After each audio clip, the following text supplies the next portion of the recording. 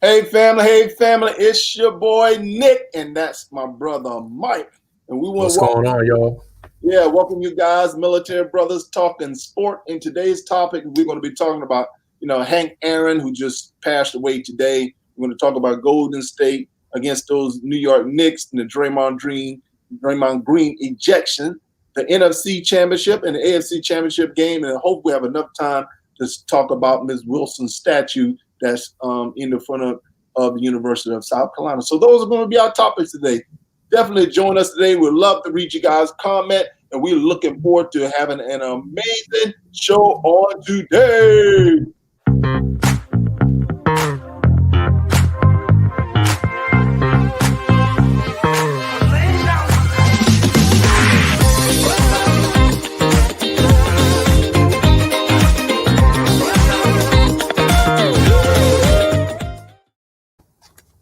Hello, family. Welcome to our show. I'm Nick. I'm Mike. What's going on? What's going on, family? We'll welcome you guys to Military Brothers Talking Sports. Welcome you guys to our show. Thank you for supporting us. Mike, my brother, how was your day today?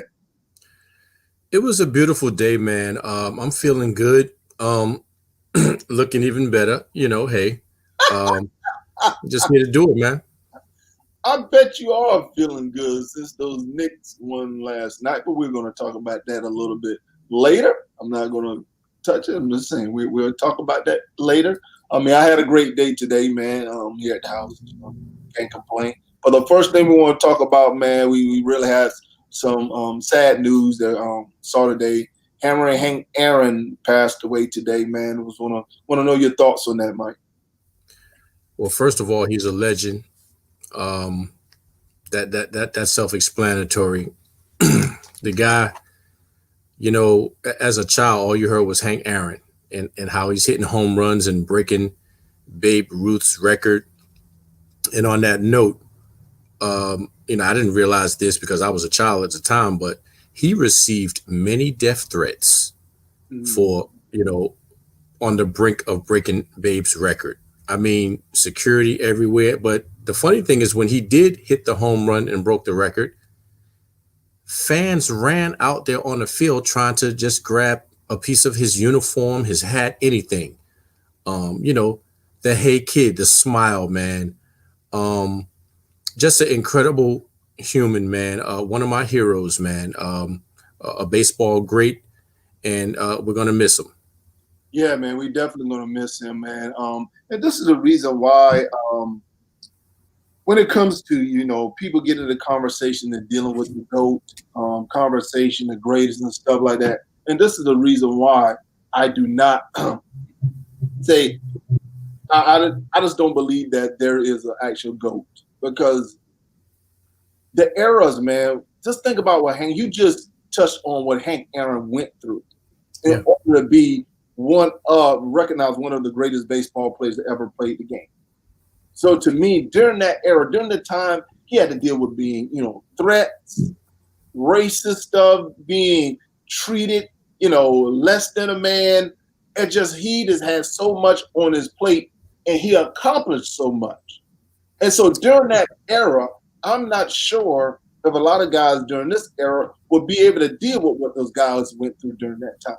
So that's the reason why, as people talking LeBron and Mike, baseball, talking about Babe Ruth, Hank Aaron, all these great players, Josh Gibson, everyone who played during that time, regardless of whatever sports that you play, the eras that they play are just different because of what you are experiencing. But like I said, man, the one thing I remember him definitely eclipsing that last home run on the guy he crossed the fence with, touching Hank Aaron. You can see Hank was like telling him, like, get off of me. He couldn't believe the fan was on the field, caught him by surprise. But then I heard the story. I think Buster Osby, who was actually who was one of the baseball analysts with ESPN. He was talking about the time that he actually met Hank Aaron, and he was just speechless because, man, he held Hank Aaron in such a high regard, a man of so much respect and integrity. A man just did so much for the Black community and accomplished so much on the baseball diamond. Some people still view Hank Aaron as the all-time home run leader. Some people Yeah. have what Barry Bonds did, so they still don't view Barry as the home run king. The numbers, hey, regardless of whatever your perspective of it, but this man, he still had over a 300 batting average. He was an all-time RBI leader, extra base leader. He's number one. When it came to total base, he's number one and second in home runs. He accomplished a lot. 25 All-Star games. 25 All-Star games. Yeah. Wow. He played 23 years in the majors. He made 20. He made 20 actual All-Star games. Played 23 years and 20. And you can see the numbers are down there at the bottom. It's scrolling at the bottom of the page. But you're correct. He made 20. And that's what I'm saying, man. Right. And my thing is that if he would have been in New York City versus being in Atlanta, I believe that no doubt he probably would have definitely been, without an argument, who is the greatest. He probably would have been number one. A lot of people have debated Babe Ruth and whatnot, but being from New York City, there's that publicity. It seems like it gives you that extra edge or that extra bump that gets you to that next level. Right. He's incredible. Just an incredible human being, like you said, what he endured. And, I've never known the guy to be arrogant. It seemed like one of the most humble human beings. But, to receive hate mail, Jason Mathis, how you doing, sir? Hate mail, death threats, because you're getting ready to, quote unquote, upset Babe Ruth and what he's done.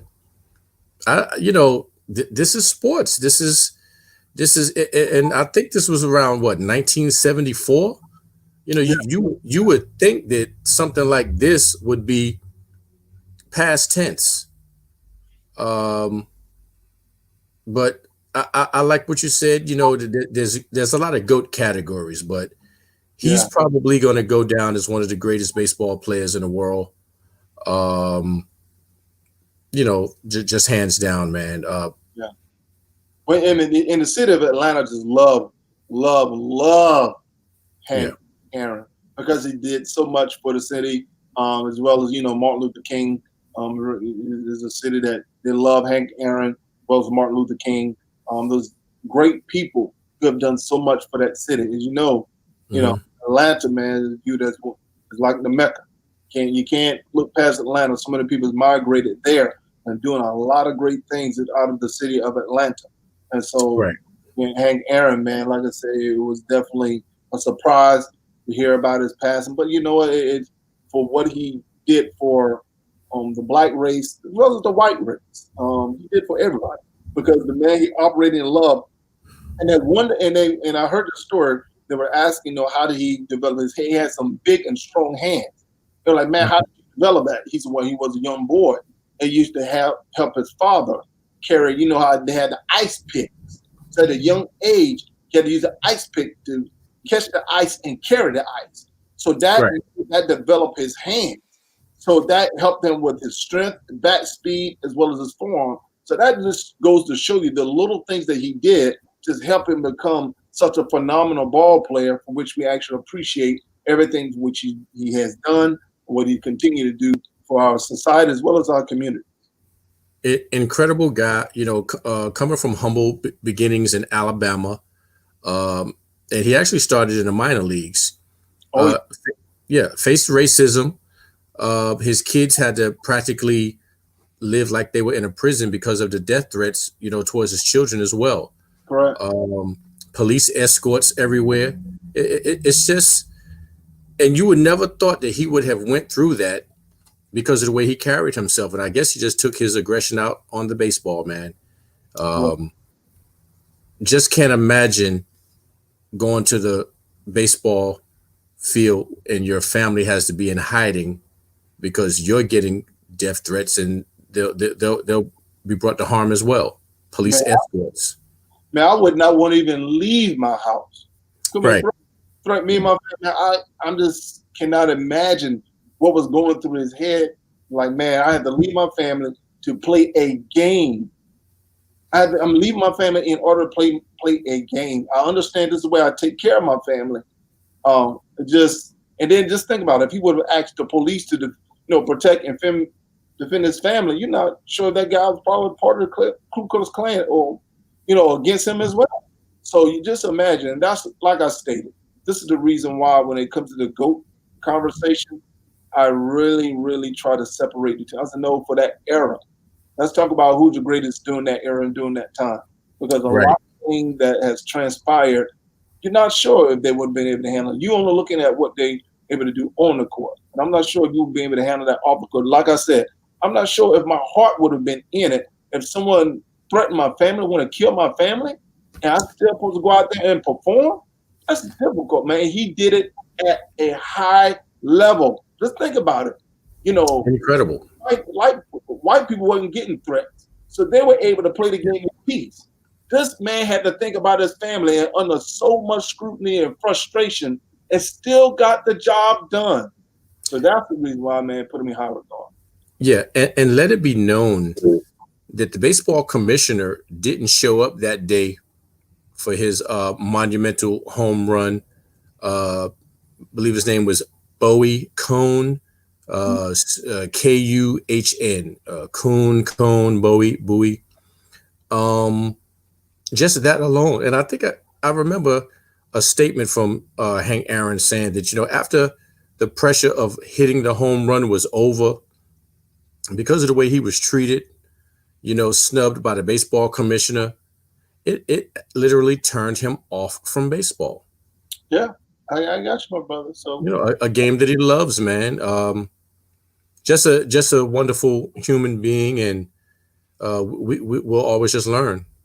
Yeah, appreciate and like I said, salute Hank Aaron. Appreciate the brother, everything he's accomplished. So on to some brighter news that I'm quite sure you don't have any problem with discussing and have a conversation over.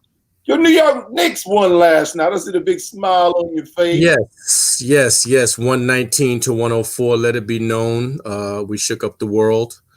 Handled Golden State. And of course, there's some surrounding circumstances with that win. And I'll say this. Everybody knows. So apparently, Draymond Green had already received one technical foul.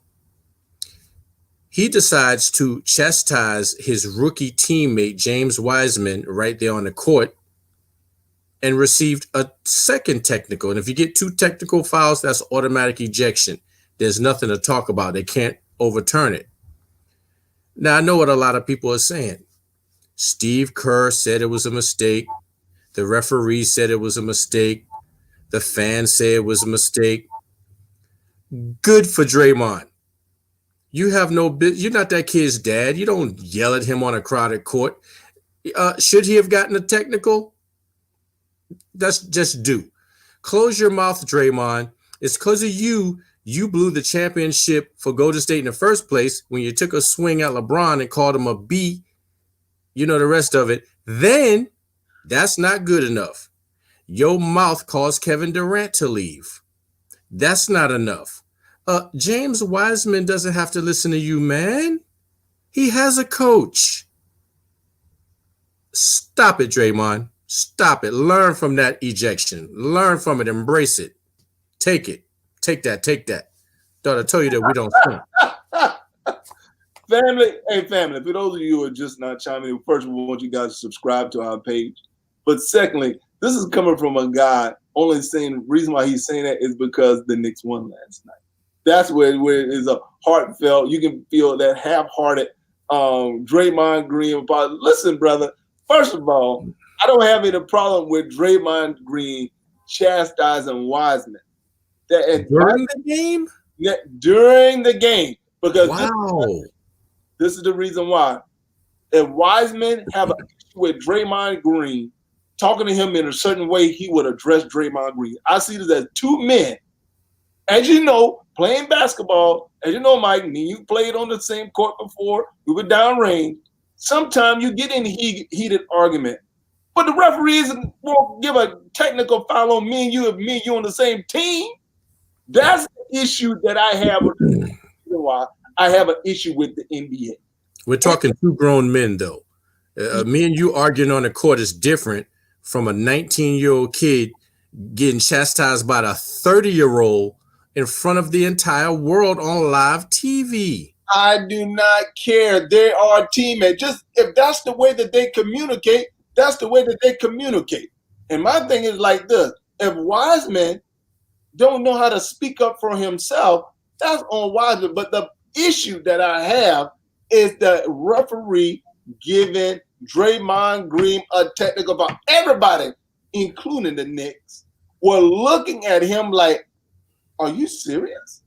Are you really?" And even the official came out and said that was a mistake. Just like they blew the game against the Nets, and when they were playing against Cleveland, that bad call he made when he reached over Kyrie. This is the reason why, man, when it comes to the NBA, I have an issue with the NBA. It's the officials. You can literally pick the ball up and carry the ball from the half court all the way to the goal without dribbling it. And they James Harden. Go ahead. They were not called travel. It is, to me, the NBA is supposed to be the best of the best, officiating on all levels as well as the athlete. So explain to me, why is it that you find better officiating at the high school level than you do at the NBA? That's the issue I have with the NBA. That's a good question. I've been to many a high school game, and I've often let the refs know how I feel about their officiating. But I'm gonna say this. Let's just say the ref was wrong. Let's say it was a mistake.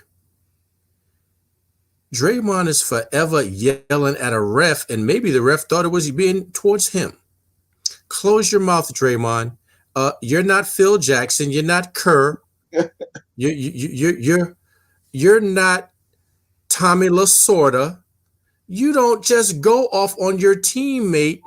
And you said maybe James Wiseman needs to speak up for himself. Well, maybe as a 19-year-old rookie, he feels that he should take that. You know what? This is that softer NBA that you're constantly talking about. That these softer NBA players, don't yell and holler at me. You're gonna hurt my feelings, dude. My thing is that you are a grown man, and if you really go back and watch it, Wiseman is actually yelling back at Draymond Green. So it's not like Draymond is yelling at him, he's just taking. No, he actually turned around and addressed Draymond Green. And my thing, that's probably the way they communicate. But my thing is that the technical foul was not warranted. And it goes also to show the value Draymond Green have on their team, because once Draymond Green left, the Warriors actually went down. Like I said, he plays a role on their team that is needed. Just saying. Okay, listen. You can talk to me any kind of way you want in that locker room board meeting. Once we out on that floor in public, you not going to talk to me any kind of way.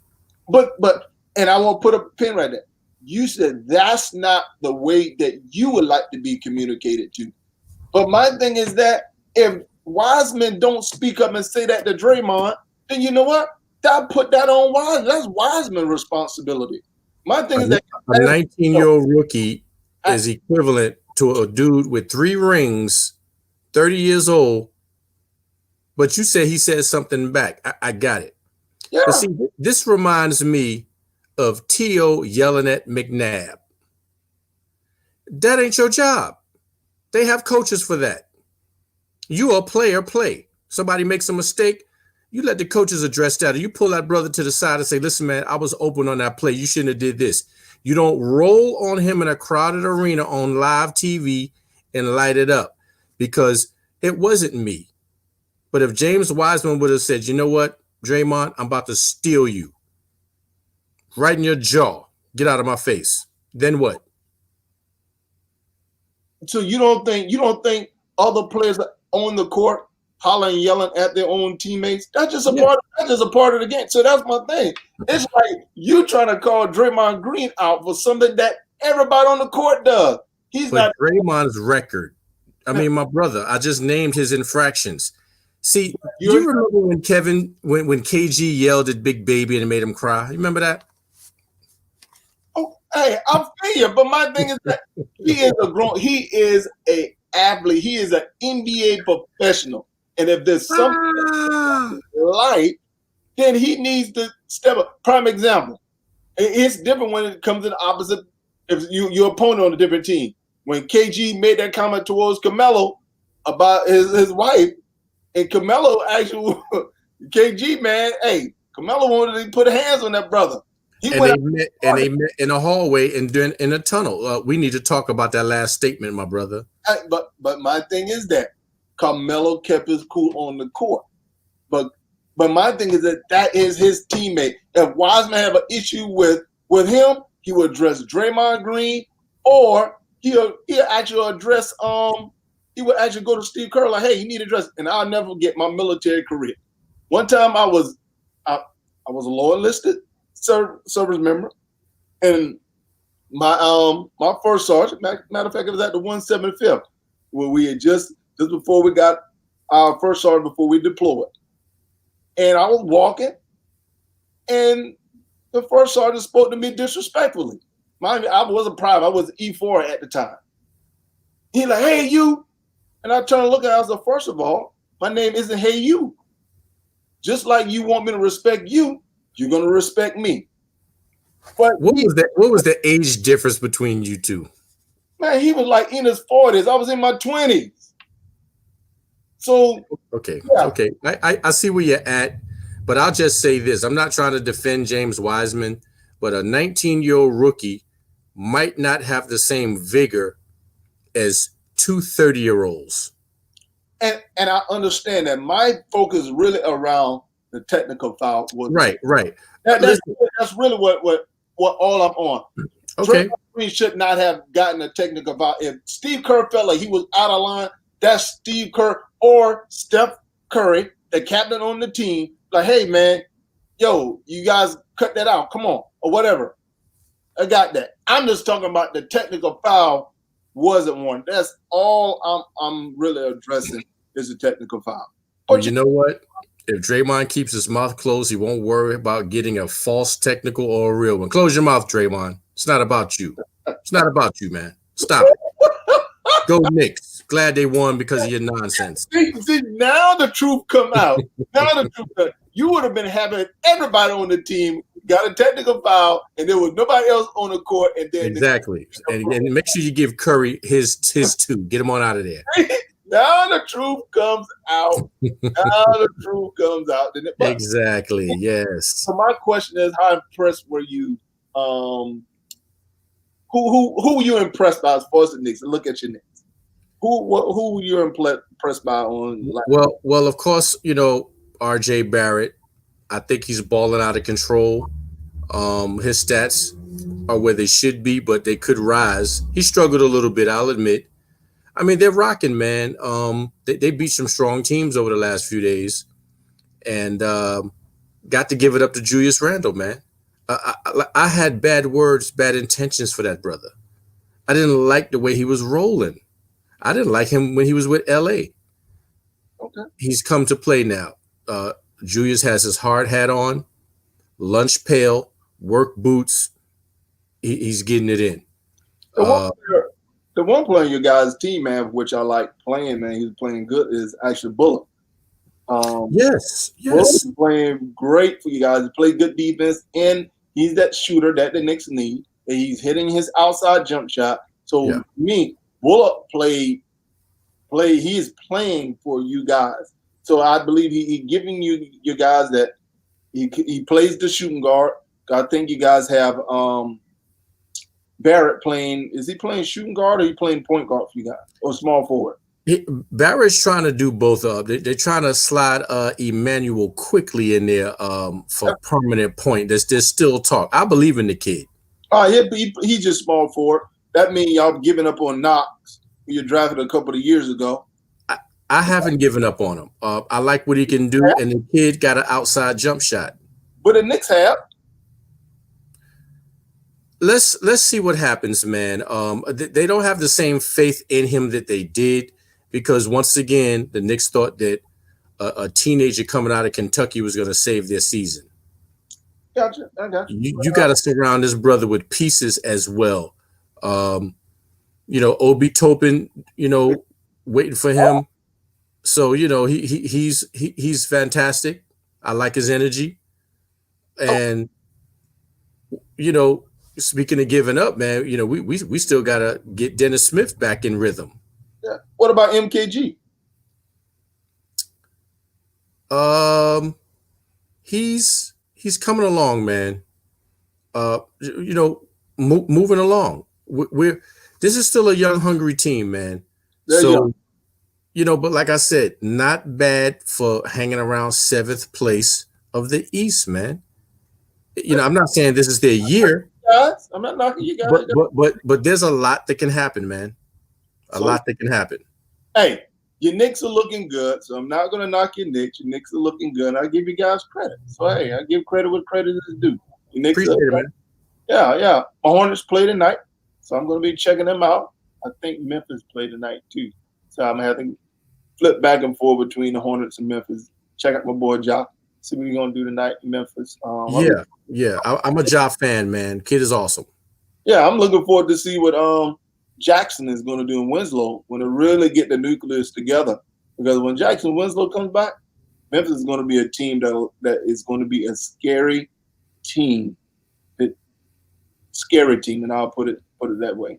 And so now, man, we're going to transition to a little bit of football. As you know, you have the NFC Championship game that'll be taking place this weekend. You have the veterans, the crafty veterans on one end, and then you have the young guns on the other end. The veterans meaning you have Tom Brady and the Bucks, and then you have that MVP, that bad man in Aaron Rodgers in the NFC playing each other. But Antonio Brown isn't playing in that game. So I think that's going to hurt the Bucks. And then you also have in the AFC, you have those young gunslingers, the Buffalo Bills, you have Josh Allen, and then Patrick Mahomes will be playing. So we'll be talking about that a little bit later. So let's touch base on the NFC Championship games between the Bucks and the Green Bay Packers. What's your thoughts on that game? Oh, boy. Well, I'm going to go with Tom Terrific, man. I'd like to see it. I got it. I like to see it happen, man. Why? No one thought they would even get this far. No one thought they'd even get this far, man. I want to see him do it with another team, man. I think New England tried to pull a Brett Favre on him. Listen, we don't want you doing anything. We'll pay you to retire. And Brett Favre was like, oh, really? Well, let me slide on over to the Vikings then. I like to, I just want to see it done, man. I'm not feeling Green Bay at all. I think the people want to see what Tom can really do against Aaron. Whoa, dude. I really believe that weather is going to play a major factor in this game. You roll your eyes, brother. You got your hand on. Hey, they're playing in the snow. It's cold for snow. Some of those brothers are used to cold weather. Some of them are from the north. You probably can count on two hands, but most of those brothers the past couple of years have been playing down in sunny Florida, where it's nice and warm. And now you got that bad man in Aaron Rodgers and those guys playing in the cold weather. You know, the frozen tundra? It gets cold a lot. Let's go back a few years. Let's go back. When the G-Men had to go to Green Bay. Oh, God. Here we go to the G-Men. On their Super Bowl run. Okay. Justin Tuck out there sleeveless. Dude, you're talking about New York. It's just as cold as New York is in West. Come on, man. Look, Wisconsin is a little bit colder, man. So Wisconsin is brutal. But my thing is that you're comparing New York to Florida. Okay, I see where you're going. Well, I'll just say this. I'm going to take your words. Yeah. You're a grown man getting paid big bucks. I know good and well y'all grown men ain't going to talk about it's too cold out here. We can't function. So you're trying to tell them they need to put on their big boy pants or something like that? Icy hot and long johns. Let's get it. We go to the range. But this is in looking at the matchup. My thing is that I just think Aaron Rodgers, those as far as the Green Bay Packers, it's not Aaron Rodgers against Brady. I know they're the headliners, but I'm looking at the teams. And we're looking at Green Bay versus Tampa Bay. So I'm looking at more or less of the team. To me, I just believe Green Bay, as far as on the offensive end as well as on the defensive end, this brings more to the table. To me, I think Tampa can really score with Green Bay, but I believe it's going to come down who play better on the defensive end. Do you believe that Tampa defense is going to have enough firepower to stop Green Bay on the offensive end? I don't think so. I think it's going to be a gunfight, man. It's going to be a gunslinging fest, man, because they both can air it out and make some things happen. Now, like you said, it's just going to depend on the defense, man. This is for all the marbles, man. This is an any given Sunday moment. I don't think nobody's going in there saying, you know what, it's a shoe-in, it's a lock. We're talking adrenaline, guts, bragging rights. And as the great Charlie Grant would say, no guts, no glory. I got you. Hey, family, want to welcome you guys to our show with Military Brothers Talking Sports. We welcome you guys to our show. We'd love for you guys to comment, post your comment. We'd love to read your comments, hear what you have to say on we're talking about the NFC Championship game between the Green Bay Packers and the Tampa Bay Buccaneers. We would love to read you guys' comments and know your thoughts on what we're talking about. I believe, my man Mike thinks that Tampa's going to win. I think Green Bay will win the game. Of course, on Monday we'll be here talking about the game. And to me, I think Green Bay have a better defense than Tampa Bay. Not to saying that Tampa Bay doesn't have a good defense. I just think that Green Bay have a better defense than Tampa Bay. And to me, that is going to make a world of a difference in the game. Well, the weather will definitely be in Green Bay's favor. There we go. Green Bay favor. Not having the fans there, going to play a little. It's going to play a role. I know last week Lambeau Field. Last week when Green Bay were playing, there were people out there in the stand with no shirt on. I was like, man, listen, man. Man, listen here, bro. Not special me. breed. Man, look here. I'll be in an Eskimo suit. But I understand if you're on that field and you're playing, you do, you adrenaline, the cold weather doesn't really affect you that much because you're running, you're moving. So you're gonna be hot. Just when you get off the field, they put them warm blankets on to make sure they're remaining warm. So like I said, that's going to be an interesting game. Yes. I know they're calling for snow, so I know it's going to be an interesting game. Okay. All right.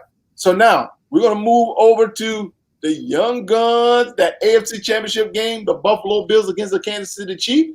Patrick Mahomes will play. It just came out that he was cleared of all protocols, so we know Patrick Mahomes, that gunslinger, the Kansas City Chiefs will be playing the Buffalo Bills. So I want to know your thoughts on that. A healthy Mahomes is hard to stop, man. I didn't say he was healthy. I didn't say he's going to play.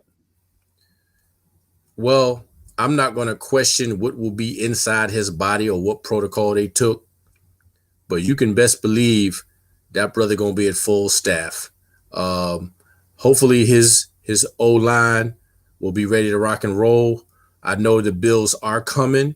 It's been a long time, but I just feel with Kansas City's experience of being there, the poise, they're going to be ready. Buffalo, they're going to be so excited and pumping and percolating and bubbling. Hopefully they won't have a mental lapse. It's going to be a good game, man, but I'm going to lean towards Kansas City, man. But it would be good to see the Bills get there because they need to get the monkey off their back. I got you. To me, I'm going with the Buffalo Bills. I believe the Buffalo Bills are going to upset the Kansas City Chiefs. And to me, again, I believe it's going to be on the defensive end. And if you really think about Cleveland Browns played them tough on last week. Even if you go to last year, to the Houston Texans, they were down 24 points, the Houston Texans. It seemed like when Kansas City start playing teams that are much tougher team, it's not as easy for Patrick Mahomes. They really make them work. To me, that I feel like the Texans gave that game away last year. But this is a new year. And to me, Buffalo's a complete team. And to me, Buffalo is going to bring what Cleveland Browns did not bring last week. Didn't say could. I don't mean to say could not. Did not bring last week. And that is a balanced offensive attack. They're going to run the ball. They're going to slow the game down. And they're going to play solid defense. So I am calling for upset. You hear from me. I'm calling for the upset of the Buffalo Bills beating the Kansas City Chiefs on Sunday. Some people are like, man, Dennis, you lost them. No, I just feel that this is going to be an upset. Can't say weather because Buffalo is just as cold as Kansas City. So they're both cold weather teams. So the weather's not going to play a role. Both of them are used to it. If you look at the running game, Kansas City Chiefs have been running the game pretty. Running game has improved here lately. It seems like they've learned how to run the ball with Williams, and then they have Le'Veon Bell. But to me, on the defensive end is where, even though I know the defense got some rest past couple of weeks, so it's going to be an interesting game. I'll put it that way. Okay, I got a little bit of breaking news for you, Nick. Hold on. Are you sitting down? Is a seatbelt on? Yeah. The Houston Texans are considering hiring Josh McCown, who has 0 head coaching experience, over Eric Bieniemy. Just thought I'd slide that in there to you, man. I know you're ready for it. Yep, passing Eric over for a dude with 0 coaching experience. See, you can get all the interviews in the world. We're talking about these considerations, these offers. His only experience is being a backup quarterback.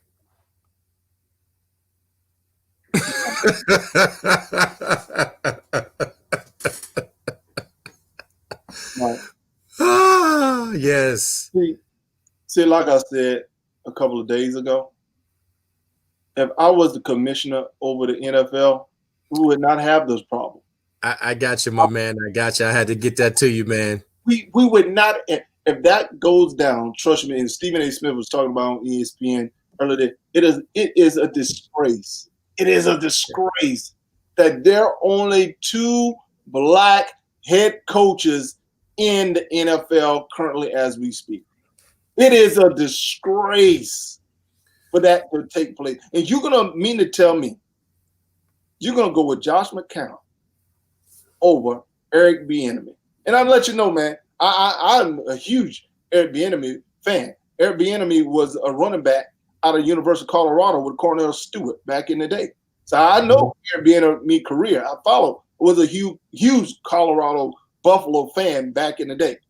Eric Bieniemy has done nothing but step in, did everything that he needs to do in order to be viewed as one of the best offensive coordinators in the NFL. But I know what they do. They don't want to give him credit where credit is due.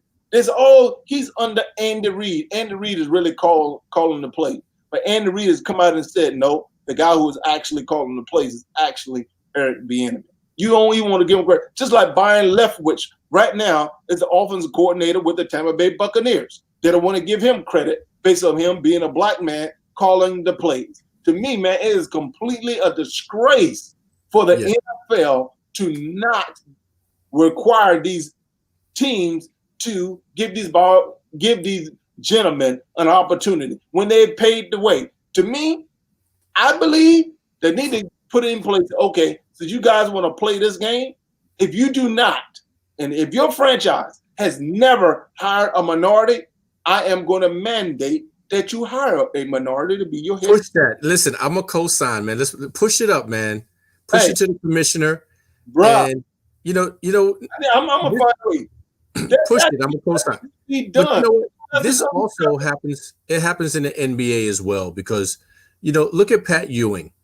Been trying to get a job since he retired, 17, 18 years. He finally gets a coaching job at Georgetown University where he played. But you'll give a young Luke Walton the reins. You'll give Steve Nash the reins. Steve Kerr walked into an open situation that Mark Jackson created. Now Mark Jackson is stuck announcing the Warrior games, watching them get their 3 championships. He can't seem to get a head coaching job himself. To me, that's another disgrace, man. And to me, I I'm going to touch on this. And I know touch it. I'm going to touch on this. For example, Michael Jordan is the owner of the Charlotte Hornets, squad for which I play. And I can say, Michael Jordan do hire a lot of black people in his company and stuff like that. You look it up, he hired a lot of black people, employed them, even with Charlotte. I want to say his vice president is black. He has a female, I think, over the finance department. She's a black female. But to me, Mark Jackson, I would love for, but don't get me wrong, I like Charlotte, current head coach. I think he's doing a great job. But to me, you should have given Mark Jackson an opportunity to coach again by coming to Charlotte when you fired that coach a couple of years ago. To me, Mark Jackson is the one that has developed and got the Warriors to being champions, which you see today. But they don't want to give him the credit, man. To me, man, it is completely unacceptable for that crap to happen. But I'm telling you, man, if that happens, since you touched on it, let me add to it. Let me add a little bit of fuel to the fire. So let me get this straight, Houston Texans. You get rid of Jadeveon Clowney.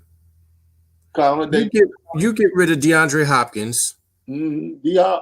Now Deshaun Watson is on the fence or on the bubble. It seems like to me we need to see who the owner is of the Houston Texans because that seems to be the problem.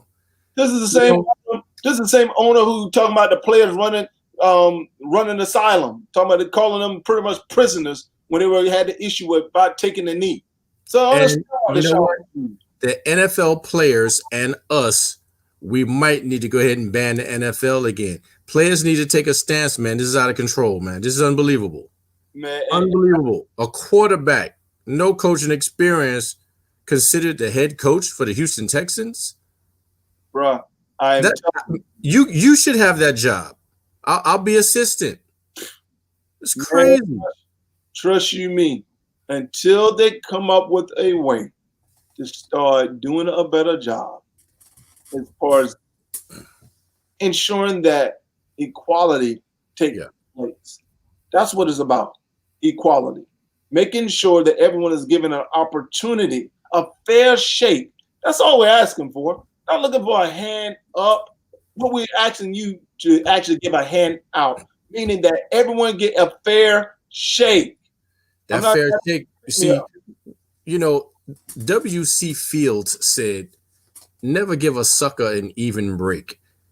Not that we're suckers, but when you give someone an even break, they'll mess around and be better than you. They'll beat you. And that's what this whole thing's about. They don't want to see a brother in control. I want to touch on something else since we're here. Let's go back a little bit. Golden State was doing their thing. Steve Kerr had hurt his back. Mike Brown, who was Cleveland's old coach, was assistant. Yep. Doing well. Championship is about to happen. Steve Kerr mysteriously gets well. And he's on that court when Golden State win their championship so he can be known as the head coach and not Mike Brown as interim making it happen. That is a legitimate point. Yeah. I don't know what they shot Kerr with, but all of a sudden he was on that bench and perked up and rocking. Before he couldn't walk. Oh, my God. Now all of a sudden that Golden State about to win the championship. Let's go ahead and get Steve Kerr out of that hospital and get him on that bench so he can win and be the head coach. Not having a bald head black man with glasses win. But anyway, man, I digress. Man, it is to me, man. It is. That's that privilege. Sorry, I'll say it. I'll leave it at that. The privilege, brother. You can say, "Hey, I don't have a problem with saying it," but it is unacceptable. Sound right ridiculous, man. Yeah, some friends of mine shot me that via text. Facebook it. I'm on a page myself. One of these brothers shot that to me, who's a Dolphins fan who played for Alcorn State University, so he knows exactly what he's talking about. As a matter of fact, he played on Alcorn State with Steve McNair. Wow. Yes. Wow. Good brother, good friend of mine. I would call his name, but I need him to chime in, and then he'll get some props. Oh, I got you, my brother. Yeah, all my friends, all my boys, my peoples, Nick's people, the Almighty 175th. You want your name shouted out? We gotta have your comments coming across the screen, man. Subscribe to this thing. Yeah, subscribe. Push us, support us. Thank y'all and those who do.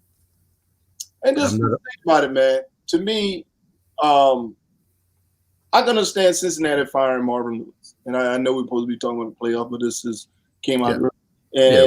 And he's been a long time, but my thing is that Cincinnati, he left Cincinnati in a position to where, like, okay, he didn't leave the cupboard bare. So the new head coach, they have a quarterback there. Richard, really, if you think about it, he really didn't have. Palmer was really his last bona fide quarterback that really got the job done. I believe if he would have actually had kid out of LSU who's the head quarterback now, I believe he would have been able to get the job done. But I digress. Hugh Jackson left. Cleveland Browns okay to replace him in Cleveland. Actually, just think about it. They replaced him with that coach on the last of the year till they finally found that coach, which they have right now. That was Hugh Jackson, another black head coach.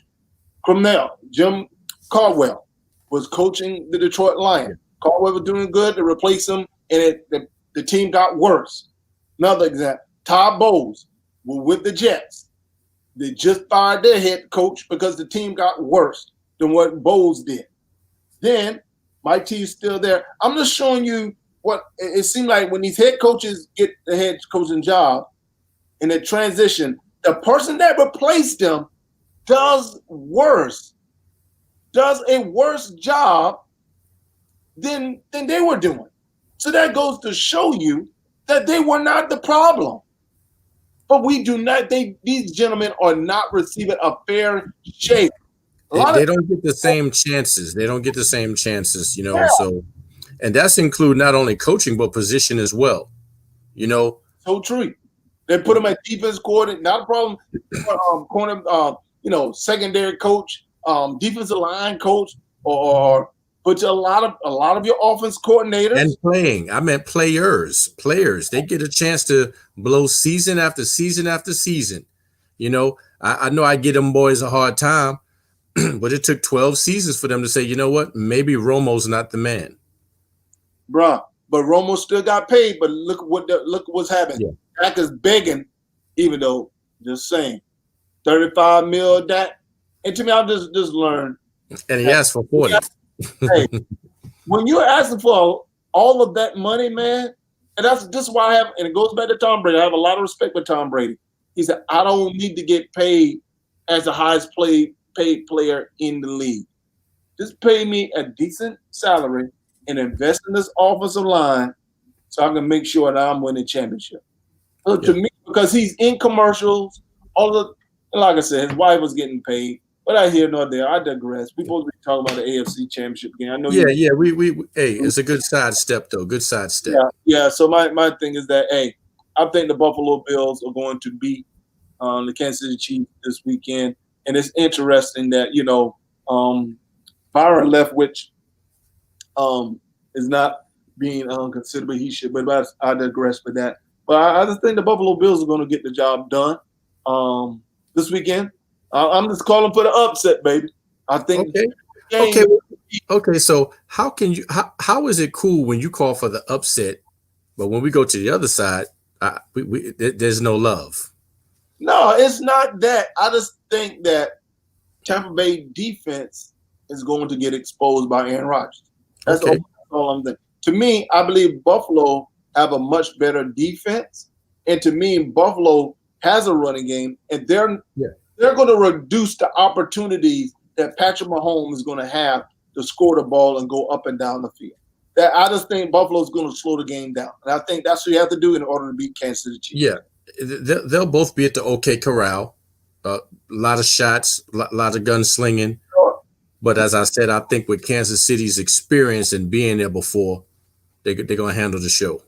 And I won't be surprised if that happens. Right. I'll put it that way. I won't be surprised if that actually happens. So, okay. But it's going to be an interesting game. I will watch the game. It's going to be interesting. Sure. For our final conversation for today, I know you were excited to have this conversation dealing with Miss Ejected Wilson having a statue at the University of South Carolina. Yes. Let it be known that the Lady Gamecocks won the NCAA in 2017, and it was due to a lot of hard work and dedication of Ejected Wilson. Ejected Wilson was ranked the #1 female high school player in the nation right here out of South Carolina. She actually turned down UConn to stay with the home team and has done super fantastic, Rookie of the Year in the WNBA. But because of what she's done for the city of Columbia and the University of South Carolina, she was given a statue earlier this week to put in front of the Colonial Life Arena in her likeness with Ejected Wilson and the years that she played for the Lady Gamecocks. How did the fans react to that? Sir? How did the fans react to that statue? Some of them said well deserved. Now we knew about this about 2.5 years ago. Now some of them said, well, she's not dead yet. Okay, we got Terrence Carter coming through about Chad Henne. Let me finish touching base on Asia. And a lot of people said, well, what about the other famous athletes who've done well? And what about their championships? I can only think of baseball.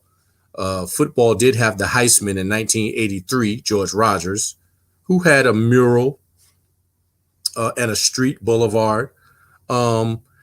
Listen, you're going to have people who support and don't support. Oh, she's too young for a statue. Oh, why does it have to be there? Et cetera, et cetera. And we have people who supporting it, loving it. Thank you for bringing this to our city. Shout out to Dawn Staley for recruiting that #1 high school female player in the nation. And Dawn Staley for what she's done for women's basketball and all the stances that they're taking. I got you, man. To me, man, she is well-deserved statue. I remember when she was the #1 recruited player coming out of high school. I do remember that. She was a phenomenal player. And that's what I was talking about yesterday. These ladies are doing a lot. A lot of women are out here accomplishing a lot, are doing a lot in the communities. And to me, man, give these people their just due and give them their flowers while they are alive. I don't want to see them die and gone. And all of a sudden we want to memorialize them and like, hey, no, she's still alive. Let's celebrate this young lady for the accomplishment for what she did while she is alive. For those individuals who have an issue with her, I was asking them one question. Why do you have an issue with us recognizing greatness? She's a great player. Do you have an issue with us recognizing greatness? Or do you have an issue by the color of her skin?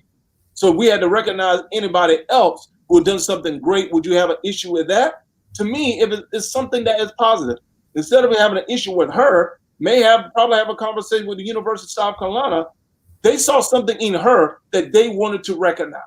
And to me, you should not, and it's something that is positive with all the negative stuff that's taking place around here. How about take your negative, feelings and throw them in the trash and start doing something that's positive? I don't have an issue with recognizing anybody who is actually doing things which are positive. And that's what this young lady is doing. Exactly. And she's done nothing wrong. Yeah. She's worked hard, dedicated her body to the game, lifted the Lady Gamecocks to the highest. And I've been watching these girls for a while, and each year from the Sweet 16 to the Elite 8 to the Final 4, not being able to get that last second shot off, to handling Mississippi State for the big one. And people will say, well, she never beat UConn. Dude, I don't care about that. She got And you something that your university never had. A chip.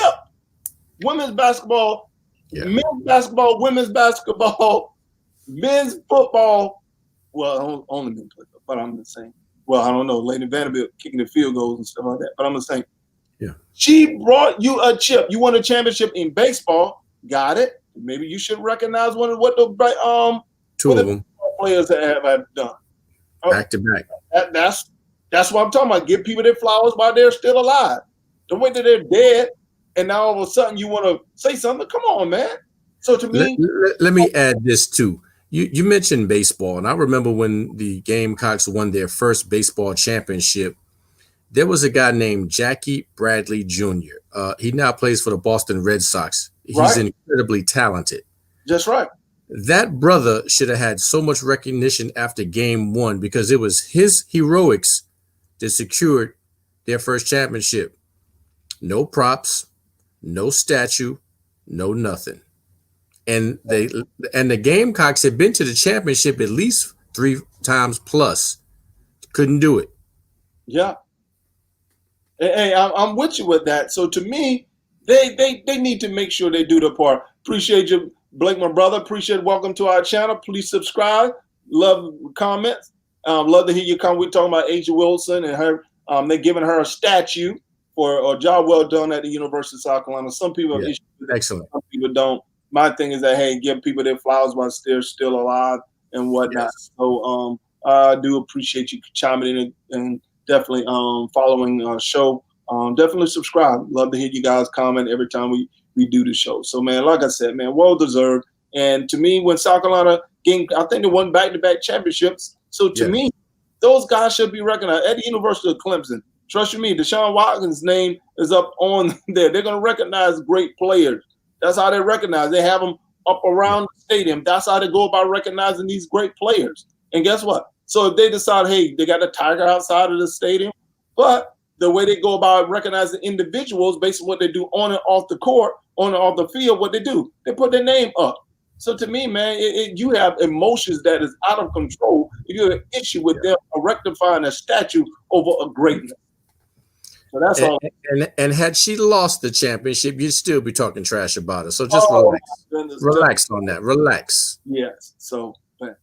And my brother, okay, man, we towards the end of the show. So what's the plan for the weekend? To get into these games. Okay. Watch my Knicks do work.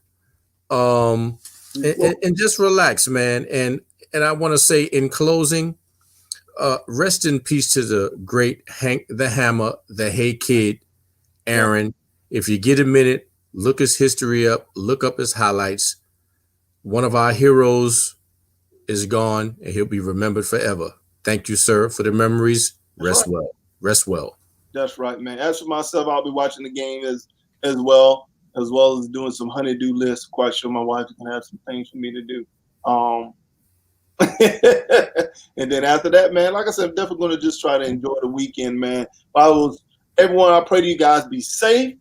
Make sure you enjoy your weekend. We will be back on next Monday. Hopefully you guys be able to join us on our show as I'm Nick. I'm Mike. And we are Military Brothers Talk in Sports. Peace.